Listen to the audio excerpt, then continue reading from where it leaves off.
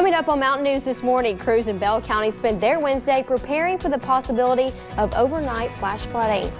And in Knox County, some roads are already covered, and flood victims from last week are anxious as rain continues to pour over the region. And as those concerns of more flood damage grow across the region, officials in Harlan are ready to spring into action. Dedicated to eastern and southern Kentucky, this is WYMT Mountain News this morning. Good morning. The time is 5:37 on February 13th. I'm Madison Pergram. And I'm Will Puckett. Thank you for tuning in to Mountain News this morning on this Friday Eve. On this Friday Eve, and we have some more rain coming in, but it's not looking as bad as we expected as of now. Thank goodness. Yes, thank goodness. Let's go to Brandon Robinson. Brandon, there still are some schools out, and we still have to be keeping our eye on things this morning. Right, exactly. Usually when you see those schools going out, it's either a precautionary measure or there could be some localized flooding in those counties, people just not getting up yet to start to make those reports. If you see flooding, please let us know where you're seeing it at, and we'll get the word out to everybody else. Let's take a look at live pinpoint Doppler radar this morning. Still some heavy bands of rain, though, moving through the region, so don't let your guard down just yet. We zoom into an area of concern down into parts of southern Kentucky, McCree, Whitley, Knox, and Bell County seeing some heavier bands of rain right now, so just continue to be careful down that way. Flood watch continues, flash flood watch rather, continues until 7 for eastern and southern Kentucky, until 10 for the surrounding states there in our coverage area. Looking at temperatures from 39 to about 55 this morning. That's the range, and those temperatures only going down as we head through the rest of the day. We'll be right around the low 40s by early this afternoon. Stay updated with us. Keep it locked at WYMT.com, social media, and of course the WYMT weather app. Will? All righty, Brandon, thank you.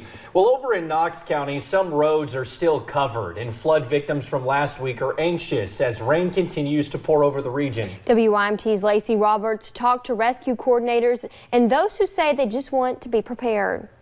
Here in Knox County, flood victims try to prepare for what may come while remembering what they already went through. I'm afraid this water's going to come up again, and if it does, it will scare me this time. On 459 before you get to Walker Park. It looks like an ocean. School buses can't even run. Parents already aware of what is to come, leaving their jobs. I had to go back and get her because it's crossing. Here on Wind Hollow Road, not wanting to go on camera, a mother recalls the agony of Thursday's flooding. We was trapped for 6 days. Everybody else getting out until we was trapped for 6. Emergency teams caution everyone to be aware of their surroundings, just as they are when going out for a rescue. We have to know the area a little bit and know what dangers could be in that area. While rescues are always a challenge. We kind of try to read the water, whether it be, sometimes, it's even too swift to even put a boat on. Safety of our personnel is top priority. Having everyone on the same page is key. I think that will help us more this time because each agency knows kind of what the other one is doing. And knowing community members are also on the same page makes what is to come a little less scary. In Knox County, Lacey Roberts, WYMT Mountain News. Emergency rescue teams say they are adamant about warning people to not drive through those high waters because you are putting their lives at risk too. Well, we now know when the funeral arrangements for Ronnie Bryant are. Crews in Whitley County found him submerged inside of his car this week. Bryant's visitation is Saturday beginning at 11 until the funeral at 2. All services will be held at Van Kirk Gristle Funeral Home. Any donations can be made to the Woodbine Volunteer Fire Department to help flood victims. And water at the Cumberland Falls fell to just under 22 feet yesterday. But with more rain moving in overnight and today, officials projected it to rise 6 feet to moderate flood stage.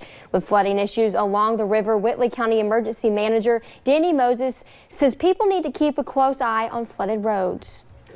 Well, crews in Bell County spent their Wednesday preparing for the possibility of overnight flash flooding. Bell County Emergency Management say they kept a watch all day on the rivers and streams. They believe this will be more of a flash flooding event rather than river flooding like we saw last week. The biggest concern is making sure no one drives in areas where they see water on the roadways. We done probably 90 water rescues, and during the last flooding event. And a lot of it could have been prevented because people made poor judgment and drove out into flooded roadways. If anyone needs help, emergency management will be working around the clock and are ready to go. whenever they're needed.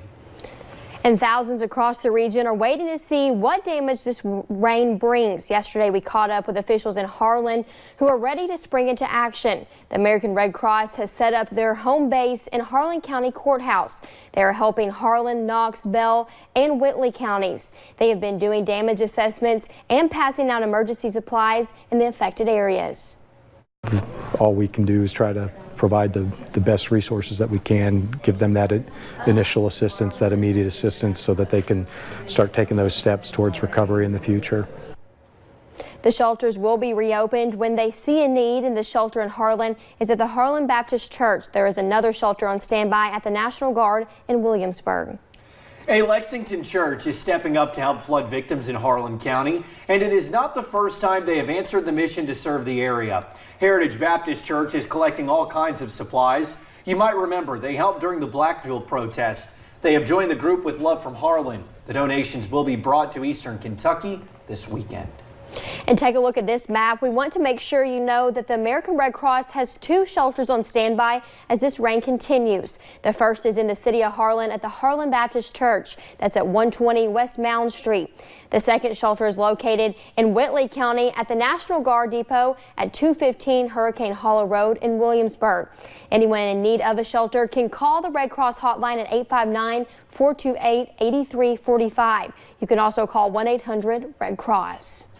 Another earthquake struck just south of the Kentucky-Tennessee border yesterday. The epicenter was about 2 miles away from Fincastle, Tennessee. It registered a 2.8 on the Richter scale. That is where a 3.8 quake struck less than 1 month ago, rattling homes across eastern Kentucky. And troopers with the Kentucky State Police arrested 2 people on sex charges in Knox County yesterday. Investigators say these 2 people, 22-year-old Justin Adams and 19-year-old Angel Honeycutt, both from Barberville, quote, engaged with illegal sexual acts with a minor, unquote. Both face multiple charges, including Adams, who faces a second-degree rape charge, and Honeycutt with child porn charges. Both were taken to the Knox County Detention Center. Well, medicinal marijuana received a lot of support, but some concerns were discussed in a House committee in Frankfort yesterday. Lawmakers passed a bill that contains a lot of restrictions and now goes to the full House floor. WYMT's Phil Pendleton has more on legislation some say will help everything from chronic pain to epilepsy, all the while preventing people from being criminals. Eric Crawford came to a House committee meeting Wednesday because he says he wants to stop being considered a criminal. And I won't have to worry about the law coming in on me. That's a lot of stress, worrying about the police when you're doing the right thing. Crawford believes he is doing right by treating his numerous health conditions with marijuana. And he and many others in the room say that it's time to legalize its use for such things as epilepsy, chronic pain, or intolerable muscle spasms. This is right. This is good. Sponsor Jason Nemes believes this is the year this bill finally gets further than in a committee. This is a question for the Senate. It's going to pass the House. I have no doubt about it.